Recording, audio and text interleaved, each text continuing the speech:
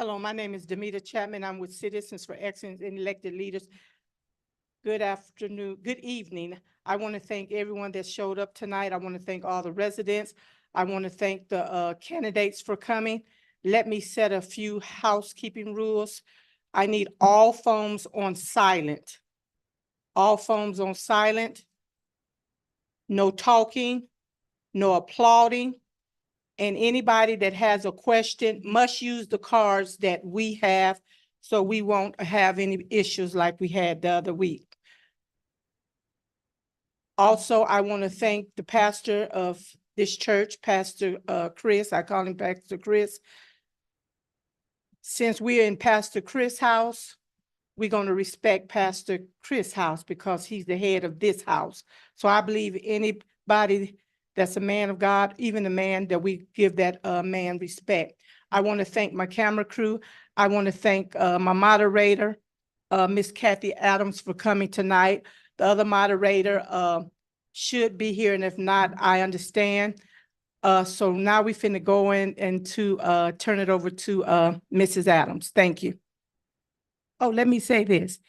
No campaign literature, but on that table, any signs that's on the property, if you got them, I'm going to ask you to remove them, please, because this is a nonpartisan and I don't want to get in trouble. And I don't want y'all to get in trouble. Thank you. Good evening, ladies and gentlemen. My name is Kathy Adams, and again, I will serve as your moderator for the evening. It is with great pleasure that I am moderating this Fulton County Forum for Commission Seat District 6. And what I'd like to do is to go over a few of the housekeeping rules. Very quickly, each candidate will be given 1.5 minutes for their opening statement. Each candidate will be given 1.5 minutes to respond to the questions. The candidates will then be given 2 minutes for their closing statement. The moderator will call on each candidate in the order that she chooses. All candidates will receive the same number of questions. However, they may not receive the same question. If a candidate continues to speak beyond her time limit, she will be interrupted and asked to stop. Questions will come from both the in-person audience as well as our virtual audience. The in-person audience will submit their questions via index cards, and the virtual audience will submit their questions via the chat. Again, pay close attention to the questions because each candidate may not receive the same question. And if they do, they will be in random order. So a little bit about Commission District 6. It encompasses portions of Atlanta, portions of East Point, portions of College Park, and portions of the city of South Fulton. Again, I want to welcome you to the Commission District 6 Candidates Forum. In this year's election, we've had 3 candidates to qualify to run for this seat. All of the candidates have been invited, and we thank those that have chosen to join us this evening for this forum. Each candidate will share information about themselves as to why they are the better candidate to serve in this particular seat and represent the residents of Fulton County. And each candidate is seeking to govern, create policy, manage budgets, be a visionary in creating long-term sustainable growth, and more so, lead with tact and diplomacy. Our timekeeper will sound the bell when candidate has reached the time limit.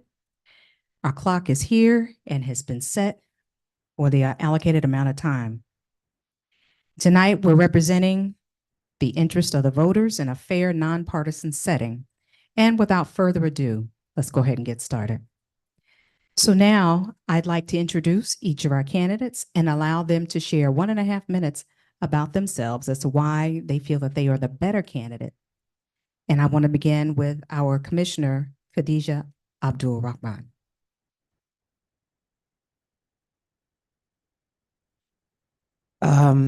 Thank you. Thank you, Ms. Adams. I appreciate that. I am Vice Chair, Commissioner Khadijah Abdur-Rahman, affectionately known as Commissioner Khadijah. I currently serve you all in the last of my 4-year term. I have been a watchdog for the taxpayers' dollars, making sure that there was no waste. I have helped to pass 4 budgets without a raise in your property taxes. I have secured $1.4 million in community block funding. 1.5 minutes is no way I can tell you everything that I've done, but I will tell you this. I have saved more than 3,000 families from facing foreclosure and eviction. I have made sure that policies are put in place for accountability, because no policy will be a good policy if there is government fraud, waste, and abuse. I have been a steward of your tax dollars. I have made sure I have listened to your concerns. I have kept the lines of communication open. I am native Atlantan. I am here to serve you. I've already served you, and I look forward to you bringing me back for another 4 years. Thank you so much, Commissioner. And next, I would like to turn the floor over to our candidate, Ms. Ciara Anderson. Thank you. Good evening, everyone. My name is Ciara Anderson. I'm running because I'm tired, to be honest. I have a nonprofit organization where we're already out in the community combating senseless gun violence, substance abuse. And recently, 2 years ago, we added the eviction prevention piece to it and foreclosure piece to it due to my own personal issue that I had with the corporate landlord, with the corporate agency. I'm just tired, if I'm being honest. I was adopted by my next door neighbor right off of Campbellton Road. I'm tired of looking at the least and the left out, being left out of everything else that's happening around and not growing. For me to see Campbellton Road alone, and it's not just Campbellton Road because I've been all through District 6, but if we use Campbellton Road as an example alone, Campbellton Road has went down since I was a little girl. My problem is we should not be going backwards. We should be going forward. Being in the community, I hear a lot from constituents. I see a lot, and I've also been attending the BOC meetings for close to 2 years now, and I see lack of leadership there. That's a problem for me. It's a problem for me. Me being young, I look up to the older people. I look up to the commissioners as they're supposed to be leaders. At this point, I'm at a point where I feel as if I just need to stand up for the community that raised me. Thank you. Thank you so much, Ms. Anderson. So ladies and gentlemen, you've heard from both of the candidates that are vying to serve in this capacity as your next commissioner of District 6. So without further ado, let's go ahead and get started. Again, our in-person audience, if you have questions, do submit those index cards and they will get those to me. And our online audience, our virtual audience, if you will, submit those questions via chat. So one of the things I'd like to do is to start with one of our first questions, and that is about, we want to talk about the funding of the proposed new jail that the candidate, the existing sheriff is vying for. It comes to the table at a total of a $2 billion price tag. So what is your suggestion for the proposed funding, Commissioner? And again, she'll have a minute and a half. Each candidate will have a minute and a half to respond. My suggestion for the proposed funding is the bonds that we have will probably be the best, but we can't afford to have another jail if we don't have operational leadership. What happened with the jail that we had now, there was no vision. When that jail first opened, it was immediately overcrowded because there was no vision for a down the road look. But whether it's 1 billion, 2 billion, 3 billion, 10 billion, you cannot have a new facility if you don't have operational leadership and accountability. At the end of the day, that's a conversation that is a tough conversation to have. But we know our jail has been troubled. It is not Sheriff Labat's fault that is troubled. He inherited an issue. However, he put his name on the ballot to be the sheriff, and the funding that he gets from the Fulton County taxpayer citizens requires accountability. And it requires accountability whether it's a new jail or old jail. So if we're going to truly fund a new jail, we have to make sure that there are parameters in place to make sure that the funding is accounted for. And so you can't have a new jail with the same issue. Thank you. Thank you so much, Commissioner. So next question. Are county taxes too high, about right, or pleasantly low? Ms. Anderson. It depends on it depends on the residents. I mean, it depends on what area we're talking about specifically. If you go on certain parts of Cascade, it's just right. But if you're coming right here on Campbellton Road, you go to MLK, go to Bankhead, a little bit of Bolton Road, it's too high. It depends on what people are being paid. If the taxes are not fit for everyone, and this is a district where everyone needs to be included. Thank you. Thank you very much. So, ladies and gentlemen, I'd like to introduce our third candidate who's vying for this seat. Mr. Ali Carter has just joined us. I'm going to say on his behalf, he was stuck in this Atlanta traffic, but we will give him 1.5 minutes to introduce himself. And what you just heard was the back end of their first questions. And I'm going to go over the guidelines very quickly, and then you got to catch up. Okay. So each candidate gets 1.5 minutes for the opening statement. They get 1.5 minutes to respond to the questions. You get 2 minutes for your closing statement. Each of the candidates will have the same number of questions. You may not have the same questions, or if you have the same question, you may not have them in the same order. We will have questions come from the audience on index cards, and we will have questions come from that's from our in-person audience. Questions coming from our virtual audience will come online via chat. Got it? All right. So 1.5 minutes, introduce yourself to our audience, and floor is yours. Hello, hello. Hello, everyone. Hello, everyone. Is there people here?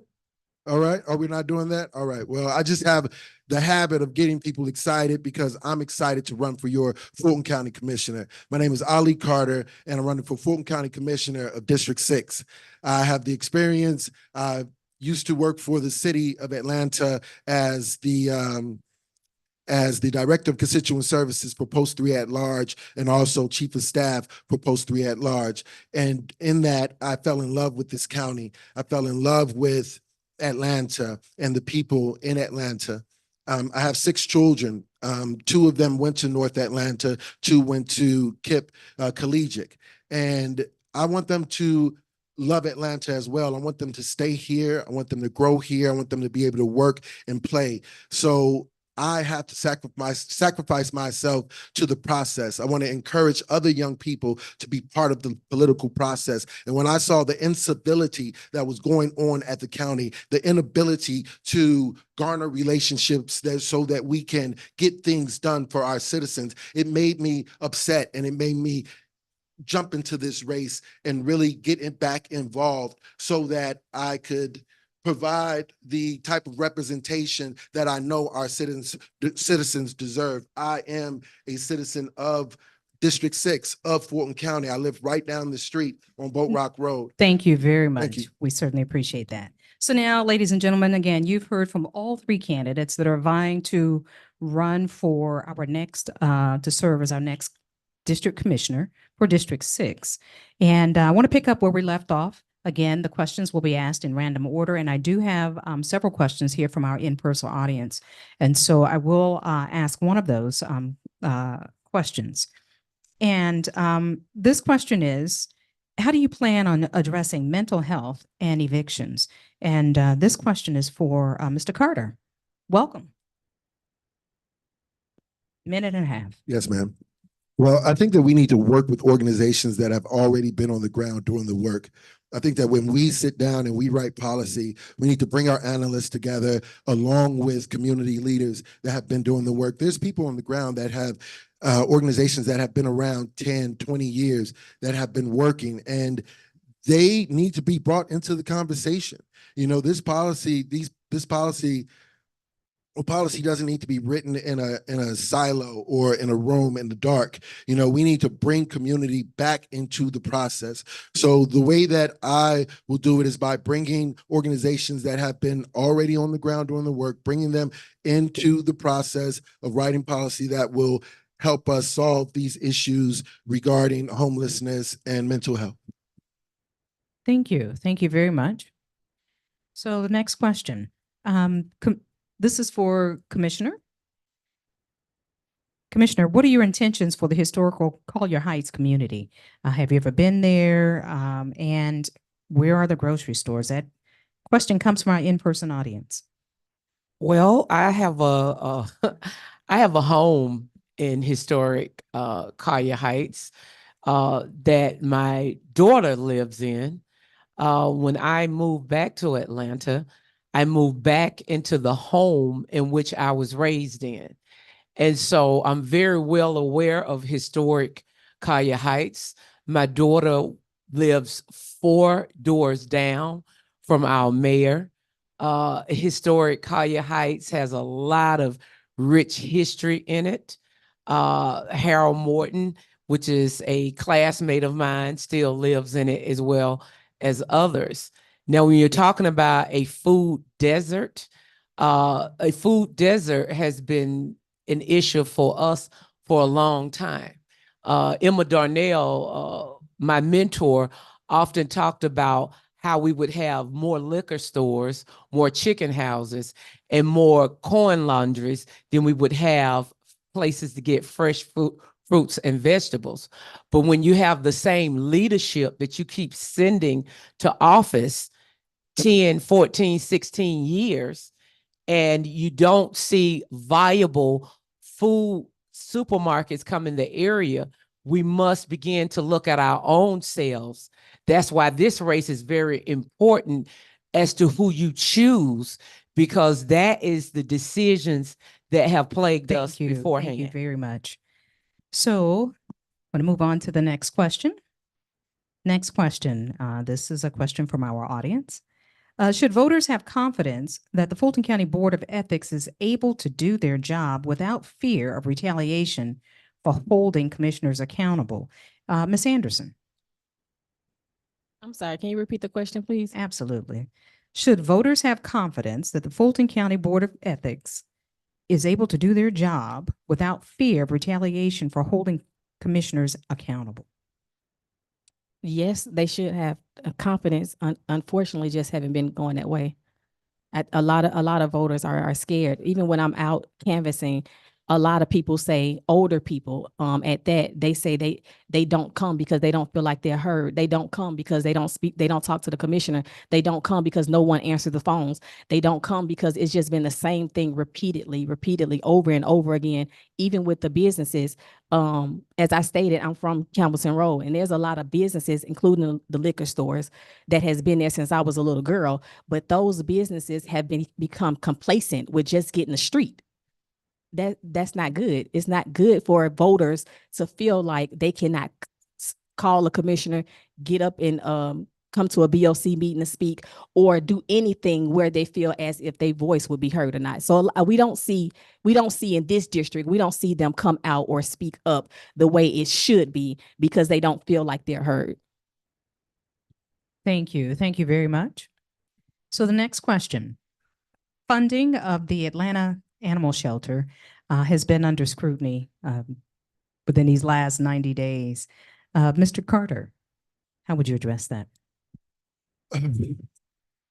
The way I would have addressed it is to sit down with the parties involved and have a conversation. I don't think that we ever need to hold services hostage. I think that our citizens look to us to provide these services, and something like animal services, we know what communities the disruption of animal services is going to affect. And it disturbed our community when we went without animal services for 20 or some odd days, and all because of the inability to have the conversation. So I would love to take the relationships and the ability to garner relationships and sit down at the table and have these conversations so that we will never, ever have a situation like that again. And I think the public needs to also be aware that at the same time that we ended animal services, we owed the city $5.7 million in water bills. Now imagine if the mayor took the same tactics and ended water services to Fulton County Jail. We'll be in a lot of trouble. So we need leadership, and leadership that's not on a power trip, high on the hog, and drunk with power. So thank you. Thank you. Thank you very much. So the next question. What are you going to do for the senior citizens in your district? Commissioner. What I've always been doing, engaging the senior citizens. In fact, tomorrow we have close to 1,000 senior citizens that are going to be brought into one location, and they're coming from all ends of the county. They're not just coming from District 6. They are being they are being talked to. The Senior Summit, which was birthed in the first year that I came in office, I saw that the seniors were the target. They're the most vulnerable part of our communities, but nobody was actually targeting them to give them information. We have seniors whose checks are being slammed.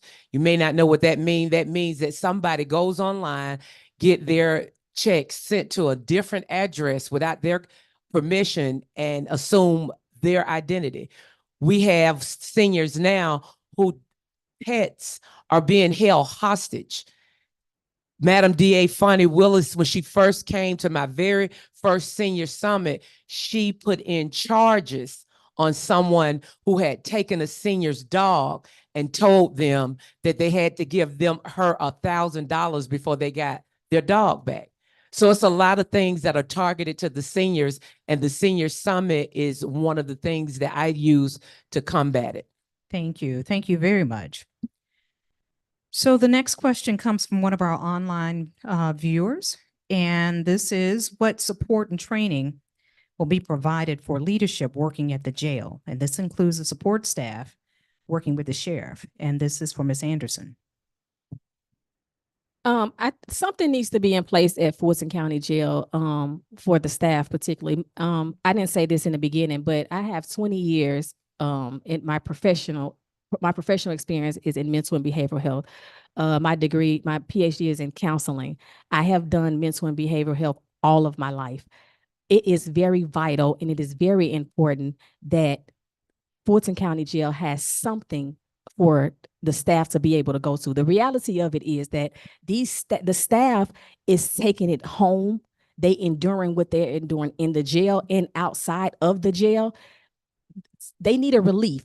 They need a licensed professional inside the jail to just be able to call or text or go see in person, but it needs to be a requirement. It needs to be a requirement at minimum one time per month to see a licensed professional, so you can digress everything that you have actually taken in dealing with the jail, its facility, and with the number of inmates that come in. They deal with people, all sorts of people who have all sorts of mental illnesses, mental health, just mental health alone. But if we don't get mental wellness inside the jail for the staff, it's impossible for us to be able to even serve the jail as a whole, not just for all the staff, the sheriff included. Thank you. Thank you very much. So I'm going to ask for the top 3 priorities of Mr. Carter, please, in the first 90 days. First 90 days. So working for the city and for an at-large office, I was privy to kind of seeing how things worked. And one of the things that happens when you first come into office, you set up introduction meetings with different departments and municipalities and things of that nature. So first 90 days, I want to meet with all 4 mayors of each city that exists within my district, which is East Point, Atlanta, South Fulton, and College Park. Meet with those mayors, find out what are their needs, what are their concerns. I would like to meet with each city council member of those cities and really find out what are their concerns in their districts and what type of help can the county provide for them. I see my city council person here now from my district, District 1 here in South Fulton, and I can't wait to meet her and meet her colleagues as well, because that's what's lacking. I think that the conversation is lacking. I think that we're spinning the wheel. You know, Fulton County is the wheel, and we have so many spokes on that wheel that we need to take care of, but we're so worried about the personal that we've taken the people out of it. And so I really want to bring the people back in, meet with community leaders in those first 90 days and find out what are our main issues that we are facing as a county, and let's solve those problems one by one together, not separately, not in a room by myself or just with my colleagues, but with all of us. Thank you. Thank you very much. So the next question, this comes from our in-person audience. It says the managing public speakers have called for the sheriff, the DA, and Natalie Hall to be held accountable by the commissioners. What authority does the commission have, and what options besides elections do taxpayers have to find the relief that they need that they seek? And I'm going to ask that question of Commissioner. Would you mind repeating that? It says, question?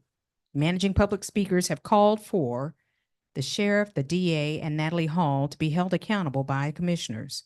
What authority does the commission have, and what options besides elections do taxpayers have to find the relief that they seek? I'm glad you asked that question, because as I began to hear feedback, people need to understand how government works. The sheriff is a constitutional officer. The DA is a constitutional officer. You can say what you would do. You can even give suggestions, but whatever way that the sheriff wants to run his office, that is his right by Georgia law. Whatever way that the DA wants to run her office, that is her right by Georgia law. All you do as a county commissioner is put the budget in place.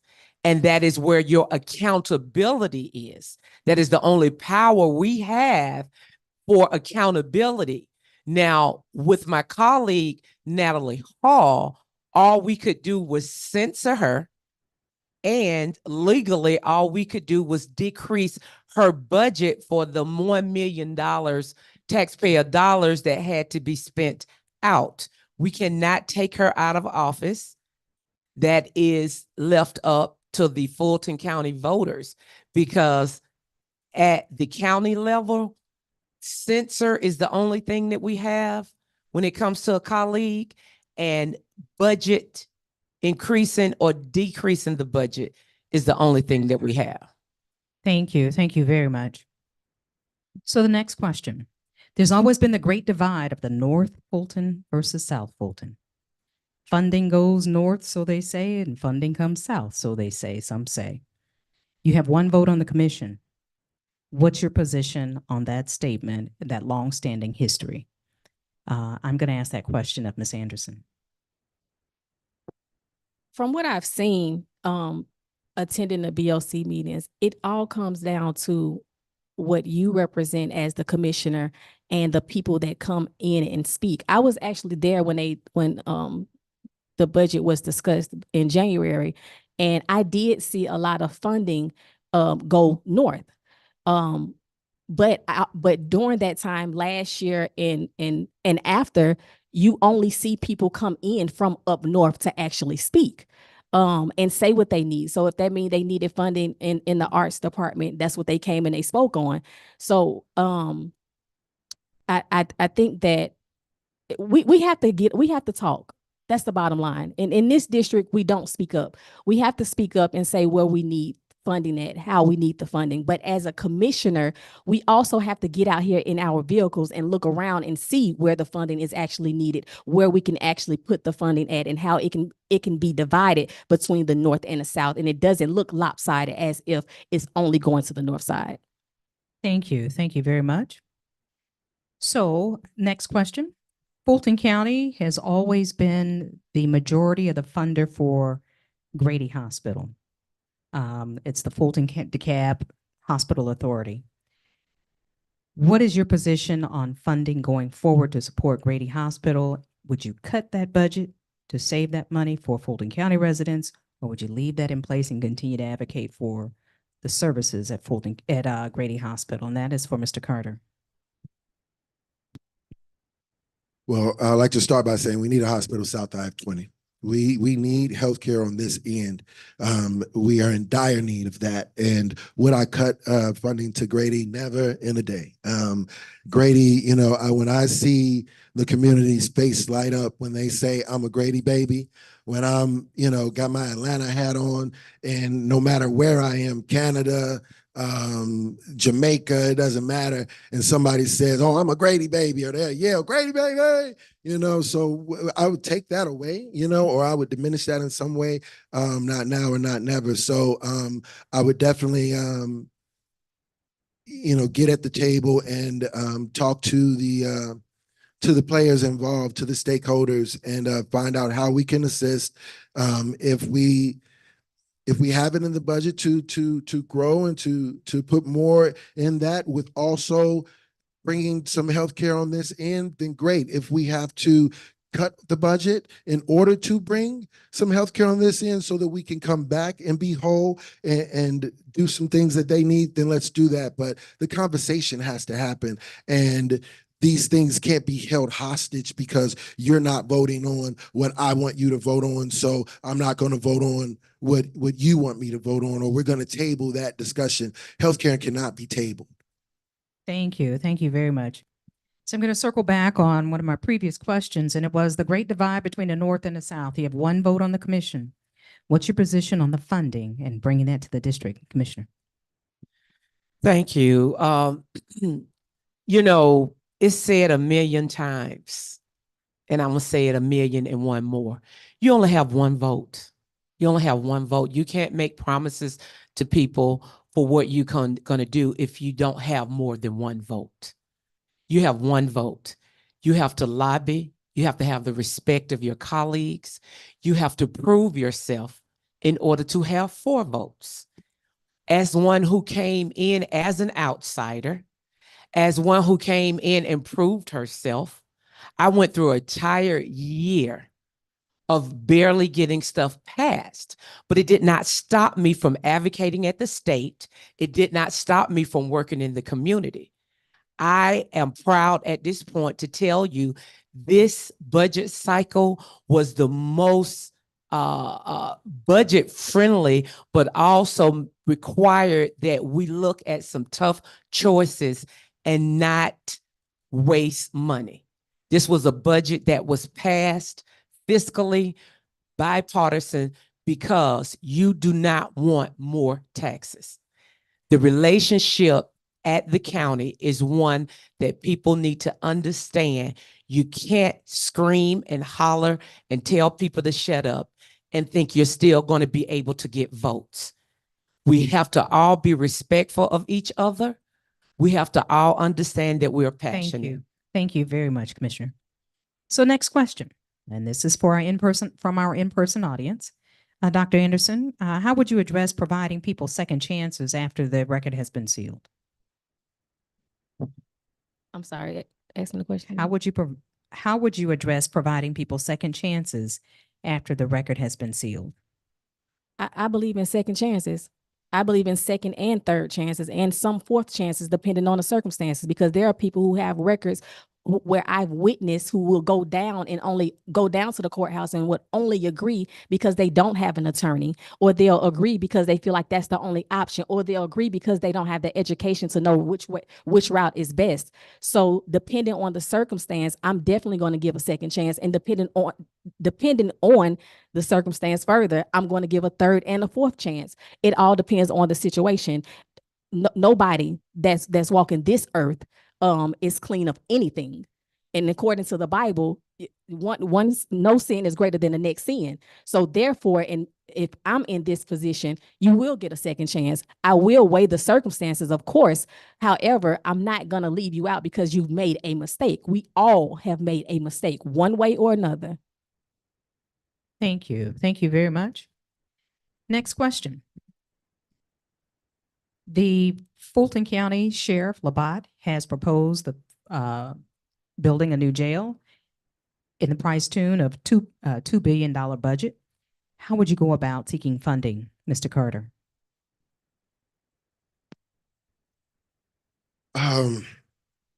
You know, this has been a touchy subject for the community. You know, if you put a child in the projects and you put a child in an affluent community, they're going to definitely grow up different.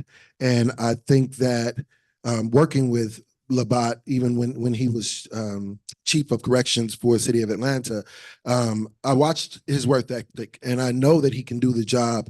And I think that he was put in the projects. I think he was put in a burning building, and I mean, to the point where he's spoken about Taser Tuesdays and how when he got there, they were pulling shanks out of the wall and things of that nature. So I do think that we need a new jail. I think that we can find unique ways in paying for that jail. I think that jail is going to service a lot of counties, not just Fulton County.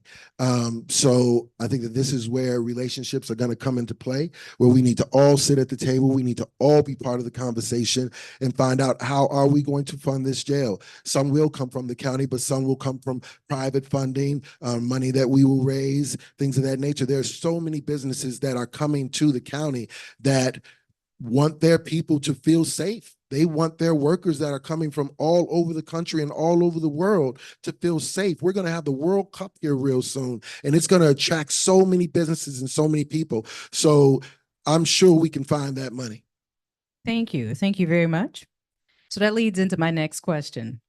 So as each of the candidates of the Fulton County Jail we know that it's a hot topic, and this question is actually coming from our in-person audience. It says, as a commissioner, what can you do, and what would you do, and what would you like to see the federal government do about the jail? Commissioner.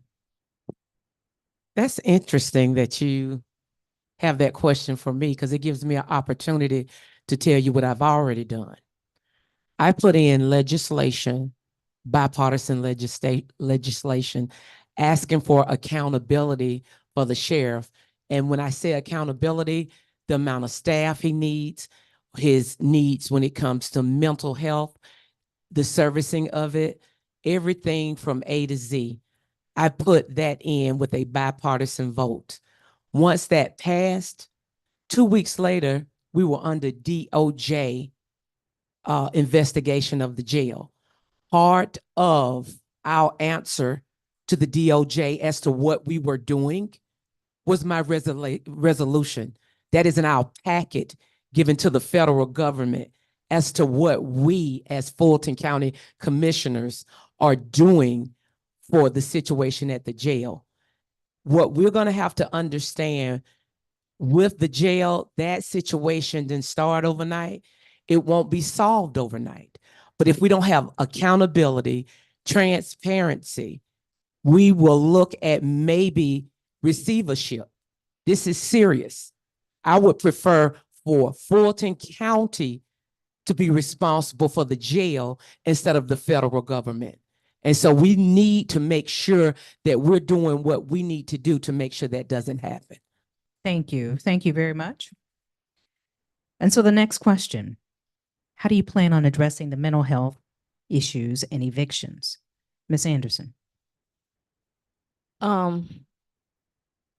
The mental health is very serious for me. It's one that I don't take lightly, and it is an arena that that politicians play on very heavily. That is very disrespectful.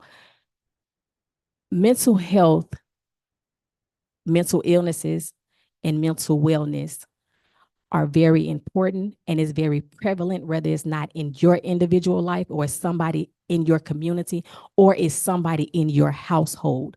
We have to provide the resources. We have to be okay to be able to talk to your neighbor or someone in your home and let them know that there's someone out there available to actually help you. There are resources. There are a lot of resources out here for mental health specifically. However, a lot in this community, I won't lie, a lot of people are ashamed. A lot of people don't want to go talk. But the problem is a lot of professionals like myself and not me personally, but other professionals, they don't meet people where they are. We have to meet people where they are. When I'm out there in a community, I'm not dressed like this. Not in this district. I'm not. Depending on what end I go in, I'm not. You've seen it. Yeah, I'm not dressed like this because you have to meet people where they are to be able to understand what they're going through exactly. And we as leaders, we have to understand what mental health is, what mental illnesses are, and what mental wellness means. As far as the evictions are concerned, we need more programs for people to be able to Thank help you. with the evictions. Thank you very much. So one of the questions from the audience is, it says, we're wasting taxpayer dollars. And Commissioner, they just want to address the staff issue, staff salaries. Can you explain that?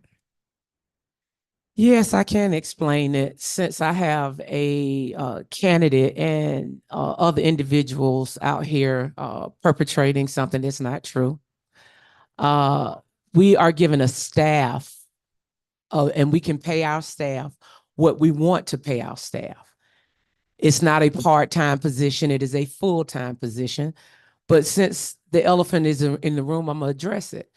My chief of staff does not make $180,000. That's public information. Okay. It doesn't matter if I say it or don't say it.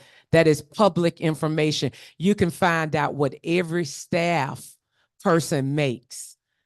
So I'm never going to tell anybody what they need to pay their staff because I have the top staff, in my opinion.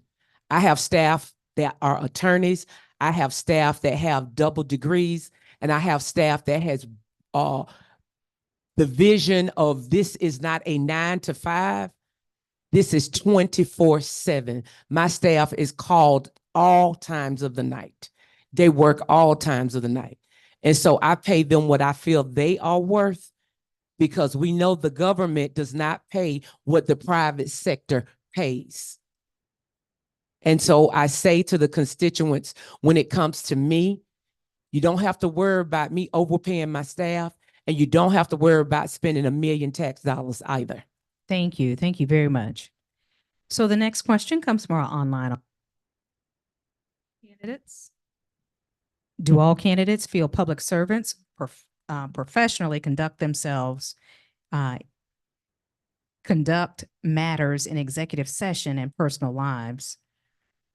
The commissioners' meetings are not being conducted professionally. What is your position on that? Do I need to read that again?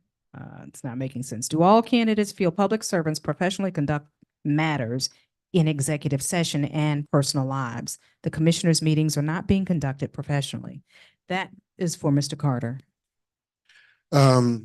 Yes, I think that there is a problem. There is a problem all the way across the board. I think that we go into office, we deceive. I think that I'm just gonna say it like it is. I feel like the Democrats in our district have been deceived, that we have someone that has voted 90% of the time with Republicans. I think that this causes dissension, and it makes the other Democrats, true Democrats, upset. I think that we've lost respect for each other.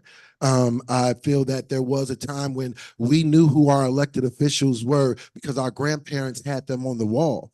You know, and she had the mayor and the president, and it's like that grandma, and we've gotten away from that. So I am in this race to really encourage young people to get back into the political process because it has been hijacked. We do not have a democracy anymore here in District 6. We have a dictatorship and we need help. So I'm here to help. I'm here to offer myself to that. Ali Carter, Fulton County Commissioner, District 6. That's all I can say. Thank you. Thank you very much.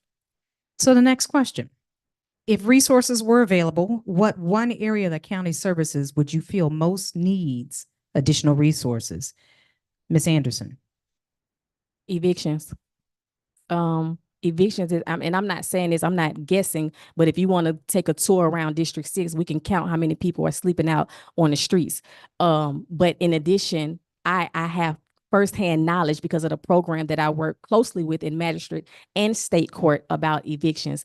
The evictions is a problem. It was a problem before the pandemic. It worsened, of course, during the pandemic, and it's still a problem right now at this present moment. And it is for several different reasons. However, they just need the resources. We need the same way we out here canvassing, knocking on doors, the same way that I got a mailer in my mailbox about who's running for candidacy. I need a mailer in my mailbox, or everyone in District 6, about the resources that are available to the people. Not only when we're out here trying to get a vote. It's important, but it's not important. The same way we provide information because we want your vote, it's the same way we need to provide information because we want to make sure you are housed and your neighbor is housed and the kids are not sleeping in hotels. Thank you. Thank you. Thank you very much. So the next question. Should any part of the county's budget be shielded from cuts? And if so, which area? Commissioner.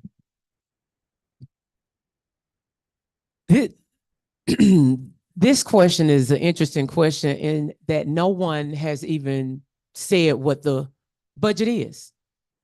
The budget is $1.3 billion. And so if you acting like you care about it, you would know that. If you would know that behavior health is an issue that has to be funded from the state, then you would know that Fulton County, for the very first time, is opening up its behavioral health center. And it's one for the entire county, and we need at least 3, which means we have to go to the state and ask them to help us get the funding. There is no area that I'm going to tell you that I will automatically cut because everybody feels like their area is important. The marshals feel, the DA, the courts, everybody feels their area is the most important. And it would be disingenuous for anybody to say what they're going to cut. Because at the end of the day, we work for the Fulton County tax-paying citizen, and your job as a Fulton County commissioner is to be the steward of taxpayer dollars, which means we need accountability. That's what I would do. Thank you. Thank you very much. So the next question. What is your experience in preparing and authorizing budgets? Ms. Anderson.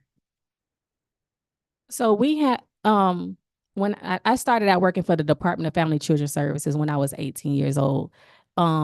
And we had a responsibility to ensure that all of the kids that were in defects were serviced through Medicaid, through the budget of Medicaid. My experience lies in knowing where the money is actually going, how much of the money is going to a single family, a child, or whether or not a child needs mental health services 1 time a week or 2 times a week.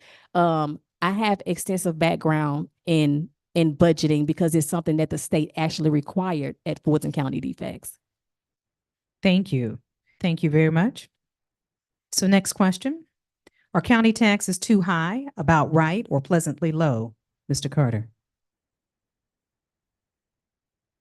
We definitely have a tax problem. I think they are too high. I think that we definitely need to look at our system as a whole. I think the tax system needs to be looked at and addressed. I'm not as versed as I would like to be, but I can't wait to get in and really dive into that issue because I know that it's a very pressing issue for our constituents and Fulton County as a whole, and really our seniors are really suffering because of the tax issues. So as I'm not as versed as I would like to be, I do think that there is a problem. Thank you. So as I shared previously, all candidates may not receive the same questions, but they would receive the same number of questions.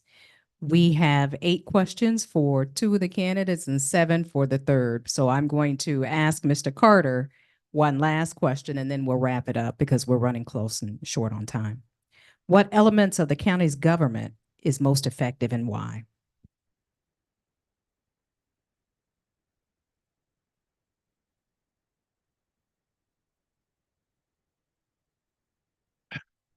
Right now, I don't think that anything's effective. I don't think that the government right now is effective because we don't have proper leadership. I think that, I mean, just to the grass not being cut. And that's a conversation. That's literally getting on the phone with our council members and just saying, hey, what's the schedule? What's the schedule on the grass being cut on King Drive and Campbellton Road? You know, the right of ways. South Fulton does a great job of it. So I know if South Fulton can do a great job of it, City of Atlanta can do a great job of it as well. So I think that the commission can be effective. I think with good leadership, the Board of Commissions can really make a difference, and we can see it as long as we're not using this position as personal gain, and we're getting back to talking to the people, going to our neighborhood meetings, paying members of our neighborhood associations, and not using the community as just a political game, but really making a difference and working with organizations and people who have been doing the work for so many years. We can be effective, but we're up there. I think right now the commission is on a silo and they're up there doing the work by themselves and not out in the community like they should be. So that's definitely what I want to bring to the commission so that it can be effective. And I think community is effective. I think that our community is really doing a great job in organizing, even with Thank you you. guys organizing this. So Awesome. thank you. Thank you very much. So I've been given the go to ask one more question of each of the candidates. So I know we started about 10 minutes late, so we're gonna be sure that we stop on time, give you your time back, but I want to ask one more question. So what are your views on the county's current level of public debt? And that is Commissioner, please. I'm assuming when it says public debt, are you saying what the county owes? I'm not sure exactly what that question is asking, Correct. because the county cannot be in debt. When we pass a budget every year, we have to maintain a certain level of funding to make sure that we're in compliance. If we do not pass an approved budget to make sure that we cover everything that we need to cover, one or two things have to happen. We either have to have a millage rate increase, or we have to start cutting down some services. And so when you're talking about debt, no, this is where government 101 comes in. Whether you're a municipality, federal, state, county, you must maintain a balanced budget. If the budget is not balanced, if you are in the red, you are in violation. And no sitting government can be in violation owing debt. Now, the true question that I believe they may have been asking is, are we wasting taxpayer dollars? And we are. When we have $1 million suit because somebody just decided they want to get their groove on, that's your money. $1 million of your taxpaying dollars have to be paid out. So it's about taxpayer waste. Thank you so much. So the next question, Mr. Carter, what is your experience in preparing and authorizing budgets? Well, as far as preparing and authorizing, right now I don't have any experience preparing and authorizing budgets, but I did sit through maybe 6 or 7 budget hearings through the 7 years that I was Director of Constituent Services and Chief of Staff of Post 3 at Large, which was the office of our now Mayor, Andre Dickens. I know that we have a great staff at Fulton County, just like we had at the city, and a very versed staff that walks us through all budget hearings. You can have as many meetings as you need in order to get a grasp on on the budgets and what these departments need. And I think that having a standing relationship, I think those first 90 days really meeting with these departments and finding out what they need and what they want are really going to come in handy when it's budget time. So I'm not concerned at that at all. Thank you. Thank you very much. And this will be our last question for Ms. Anderson. What are your top 3 priorities in the first 90 days? My first priority is an intervention. And I'm saying this from what I've experienced, what I've seen from attending the BOC meetings. We need an intervention, period. The commissioners that are up there, it is very evident that there's a lot of personal issues, and we can lose sight and lose focus of what we're actually up there for. We're up there for Fulton County, whether that's 1, 2, 3, 4, 5, or 6 district that you serve. That's what we're up there for. But I don't see that. And it's easy to lose your way. And when you lose your way, it needs to be somebody, if it's not one of the commissioners, to put everybody back in the room and say, hey, we need to get it together. There needs to be someone to provide an intervention. So at least when we out there in the public view, that it looks like leadership for everybody. I'm not targeting nobody. I mean that on down the line, because when he messed up, I need to be able to say, hey, because we on camera. And everybody is watching and the public is watching. Even for me, when I go in there, I'm looking who I can learn from. The people that's in the audience need to be able to learn. The youth need to be able to learn. If it's a field they want to be in, but right now it wouldn't be a field that I would have wanted to be in because it's messy, it's petty, it's personal, and I don't see where it's for the people. Thank you. Thank you very much. So, ladies and gentlemen, you have heard from the 3 candidates that are vying to serve as your next county commissioner for District 6. And your future, well, their future is in your hands. It's in the hands of the Fulton County voters, in the hands of your neighbors, your friends, your family members. And what we're asking is that, more so than anything, make sure that you elect the most qualified candidate that will lead and govern with tact and diplomacy. I'd like to leave you with a few important dates. I want to share them with you. April 29th through May 17th, early voting is already in flight. We have until May 17th to vote early. Primary election day is on May 21st. June 18th is a primary runoff election, if one is needed. October 15th through November 1st, early voting in person starts again. October 25th is the last day to request an absentee ballot. October 19th through the 26th, 19th and the 26th are Saturday voting dates. October 20th and 27th are your Sunday voting dates. November 5th is election day. And if there is a runoff that's needed, that will be held on December 3rd. And so again, as a resident of Fulton County, you have one vote. And that is one vote to elect the next qualified public servant that will develop and govern Georgia's largest county in the state, and that's Fulton County. So in closing, I leave you with this. Be an educated and informed voter. Know before you go. Know who is on your ballot. Know when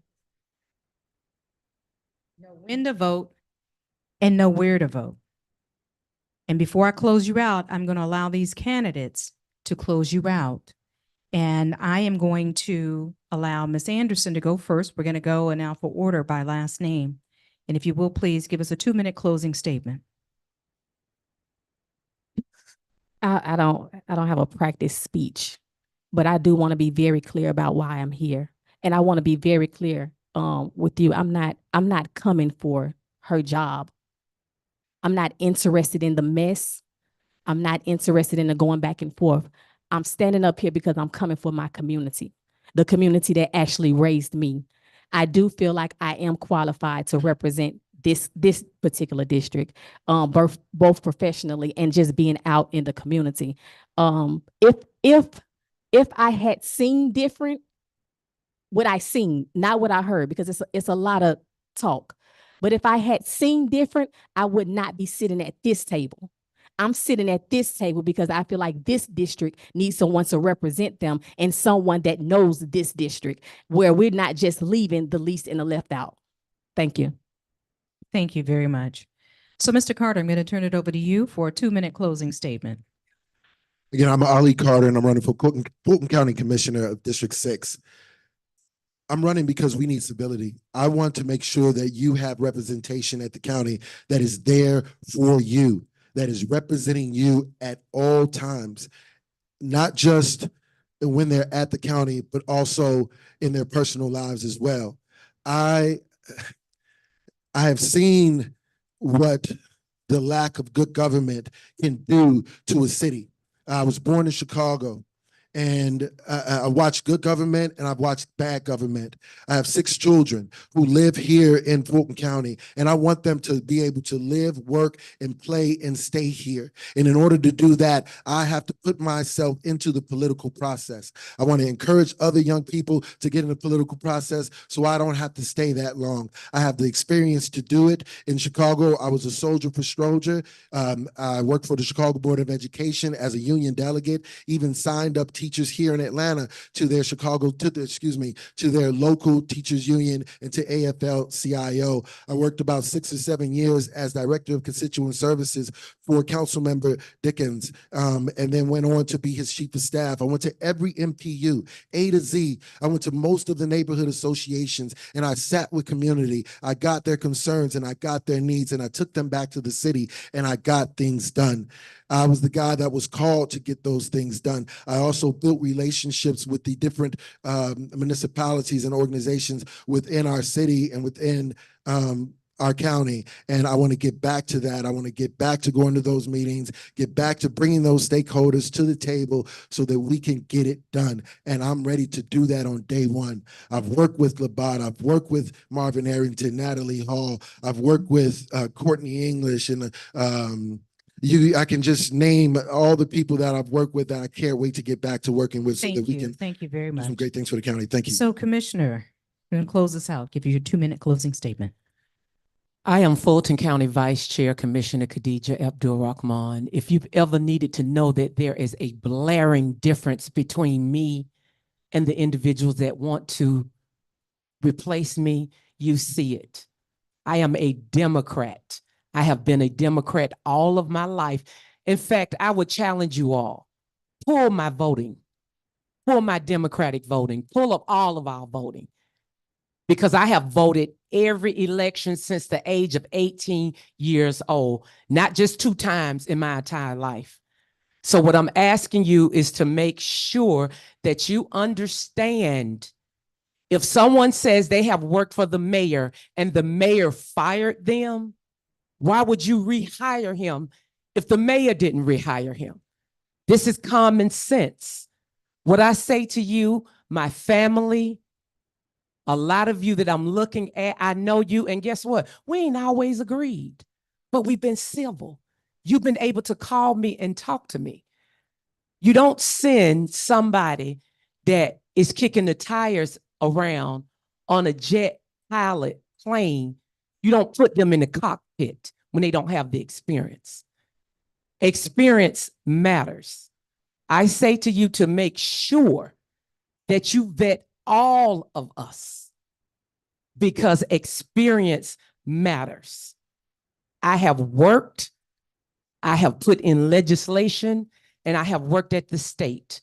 Let me let you all know this, since I want to educate you. A certificate of need comes from the state for an additional hospital.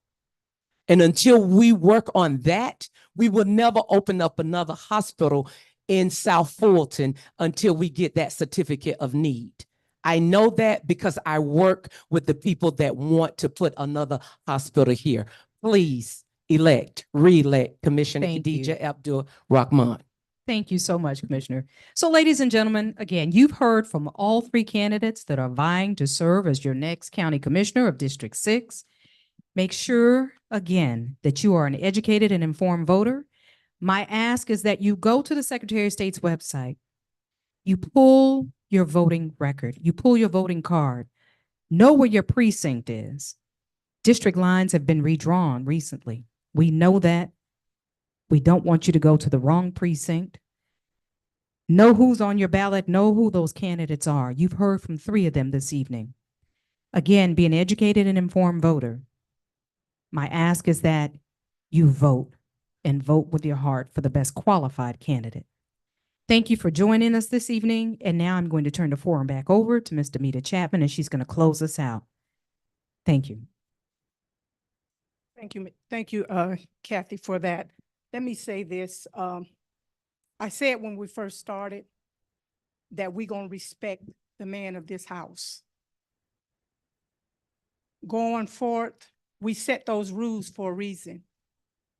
These are candidates up here, all of these candidates. I don't care who wins, but the respect that we have to show them. Because if you don't show them respect when they're running, you're sure not going to show them respect when they win. That's the only thing I ask. Anybody knows me knows that I'm fair. So when you get out there on social media and say what you have to say, everybody that knows me knows that I'm fair. And so when you come in here and I ask you to respect the man of this house, again, I'm old school. You have to respect my guests because they are my guests. All of these are my guests because I don't know none of them. I'm just giving the community an opportunity to be informed who you should vote for. And we don't need folks to come in and give trick questions or do little malicious stuff. That's why God gave me a discernment. That's why he put me here. I didn't want to be here. I just want you guys to know that because we got more forums coming. So when you look at this, you know not to come. And if you got to come with the foolishness, I refer you just stay at home because this is serious. I wish all the candidates luck. I'm going to turn it over to the pastor. But before you got 3 candidates, we're going to do like we do with all the candidates. We're going to take a picture with you guys. This is not an endorsement. This is a picture to let folks know that we come together as one. And I wish all well. Thank you, Pastor Chris. All right. Thank you, Sister Chatman. I just want to say thank you to the candidates for that robust discussion, for the information that you shared, and for all that has been accomplished here on this evening. This is a house of prayer, and one of the things that 1 Timothy 2 in God's holy word declares is that we ought to pray for all of those who have authority over us. And you know, I thank God for the compliments. I get people all the time ask me about my mobility impairment. And they say, man, for a young man, you do well. And I said, well, I'm in the 60 plus club. And so I want to issue that disclaimer publicly today that I am in the 60 plus club. And one of the things they have in your book when you get in the 60 plus club is that you learn this joke. And so those who are about to get into the 60 plus club, I want you to know that you can get the book and you can learn this joke. It's about the senior citizen who's at home. And the guy decides to break into this lady's home. And he's going to come in there and steal her valuables. And he knew that she was blind because he had watched her operate in the community. Yeah, people do watch folks in the community. He had watched her operate in the community, and he said, I'm going to go in and steal her jewelry and her valuables. And she says to him, like she said every day of her life, if you mess with me, Jesus is going to get you. He said, that old lady always talking about Jesus. Always talking about Jesus. Ain't nobody never told me nothing about Jesus messing with nobody. Then the night that he decided to go in and actually take the jewels, the lady says the same thing. She said, I told you, if you break in here, Jesus is going to get you. And so he goes and starts grabbing the jewelry. And the lady 3 times says, Jesus, Jesus, Jesus. A big pit bull comes out of the back room and grabs the guy by the leg and chews his leg up And he starts crying out, get him off, get him off, get him off.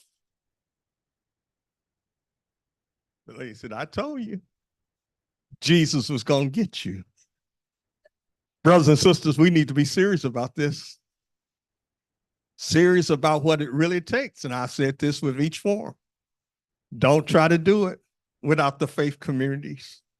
Make sure that we are walking in lockstep and we have some community standards that we can come together and talk about, because God has given us the ministry of reconciliation. Father, we thank you for this evening. We thank you for those that have gathered here today in person and online, and for these that are seeking public office. I pray to God that it doesn't end like they've already alluded to, that it doesn't end with their seeking the office, but they continue on to seek the common good, the community good, and the common welfare. I pray your blessings upon every person, every family represented here. I pray to God that we as a community here in South Fulton will be a shining example, not just to the state of Georgia, but all across the country and even the world. In Jesus' name, amen. Amen.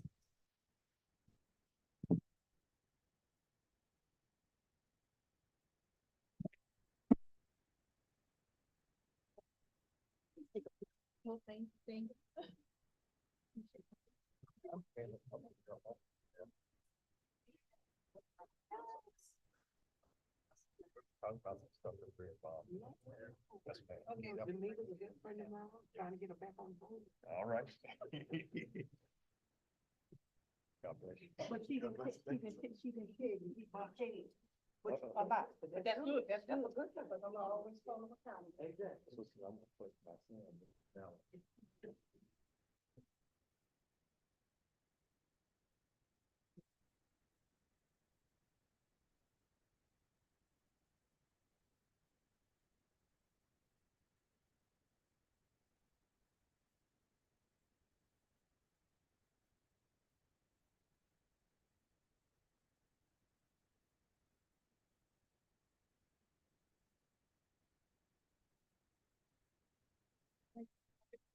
Thank y'all for coming, thank y'all for coming. You're welcome. Wish you the best.